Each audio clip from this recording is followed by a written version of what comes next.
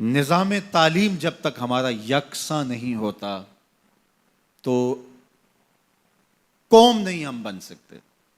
بیسیوں قسم کے نظام ہائے تعلیم ایک فکر کی قوم کبھی بھی پیدا نہیں کر سکتی۔ پوری دنیا کے اوپر جہاں بھی قومیں بنی ہیں تعلیمی نظم کا نتیجہ ہے، تربیتی نظم کا نتیجہ ہے۔ اور آج اس ملک کے اندر بیسیوں نظام تعلیم ہیں۔ آ جا کے ہمارے آیان سلطنت کو غصہ آتا ہے مدارس پہ۔ مدارس کی اصلاحات ہونی چاہیے۔ یہ اتنے نظم ہائے تعلیم ہیں، ذرا ادھر بھی تو بات کرو، وہاں تمہارے پر جلتے ہیں۔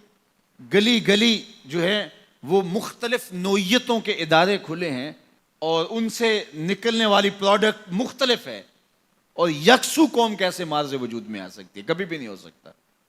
اب جو بھی نظام تعلیم لائیں، ہمارے بڑے بیٹھ کے فیصلہ کریں، طے کریں کہ ہم نے کس طرح ایک نظم لے کر کے آنا ہے، اور پوری قوم پابند ہو، اور پھر نتیجہ ہم فکر قوم، ایک فکر کی حامل قوم نکلے گی۔ یہ قوم کے اندر جو درجہ بندیاں ہیں یہ ختم ہو جائے گا، اور ہم سب سے پہلے قوم تو بنے۔ ہم ابھی تک قوم ہی نہیں بن سکے، ایک ہجوم ہے اور متشتت افکار اور نظریات کا مجموعہ، بلکہ مجموعہ ازداد ہیں ہم۔ تو جب ہم ایک قوم ہی نہیں بن سکتے، قومیں فکر واحد کے نتیجے میں قومیں ہوتی ہیں، اور فکر واحد نظام تعلیم پیدا کرتا ہے، اور نظام تعلیم کی یکسانیت یہ نتیجہ دیتی ہے۔ نظام تعلیم کی یکسانیت نہ ہو، اس میں جو تشتت ہوتا ہے یہ قوم نہیں پیدا کرتا، یہ ہجوم اور متفرق خیالات کے الجھے ہوئے لوگ پیدا کرتا ہے، جو آپس میں کبھی بھی ایک دوسرے سے میل نہیں کھاتے، اور قومیں آگے نہیں بڑھ سکتی۔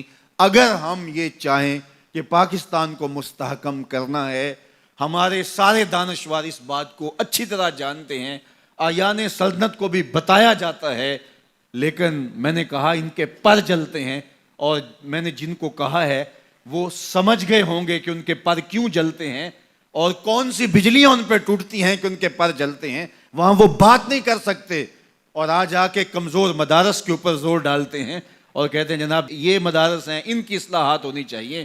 یہ مدارس تو ہمیشہ خیر بانٹتے رہے ہیں، یہ تو روشنیاں بانٹتے رہے ہیں۔ ان کا نظام تعلیم تو یکساں ہے، اس میں تو کوئی دو طریقہ کار رائج نہیں ہے۔ یہاں امیر کا بچہ آئے تو وہ بھی اس چٹائی پہ بیٹھتا ہے، غریب کا بچہ آئے تو وہ بھی اسی چٹائی پہ بیٹھتا ہے۔ یہاں کوئی دوسرا نظام رائج نہیں ہے، بلکہ یہ صدیوں سے یہی نظام رائج ہے۔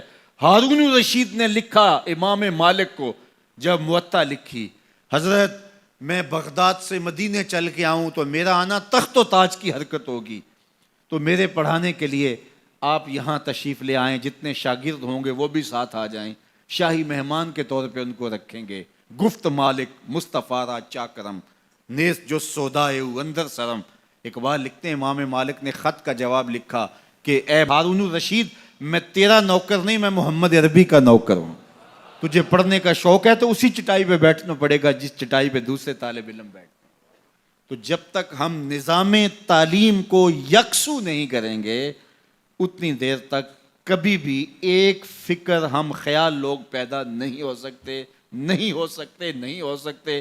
70-72 سال ہمارے گزر گئے، اور اس طرح مزید ہم کیا تجربات سے گزریں گے، بلکہ ہم جانتے ہیں، اور یہ ہم جانتے بوجھتے کر رہے ہیں۔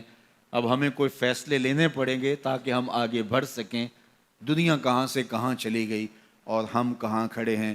میری اور آپ کی آرزو ہے، پوری قوم کی آرزو ہے کہ پاکستان کو ہم مستحکم دیکھنا چاہتے ہیں۔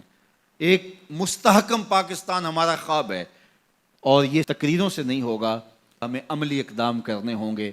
اپنا نظریہ راسخ کرنا ہوگا، معیشت کی بہتری کے لیے ہمیں دیانت اور سچائی کے ساتھ آگے بڑھنا ہوگا، نظام عدل کو ہر صورت میں بہتر کرنا ہوگا۔ اور اگر ہم یہ نہیں کرتے یا نہیں کر سکتے، یا ہمیں نہیں کرنے دیا جا رہا، یا کوئی اور اس کی رکاوٹ ہے، تو پھر یوں دھکے کھاتے رہیے اور یوں اذیتیں سہتے رہیے۔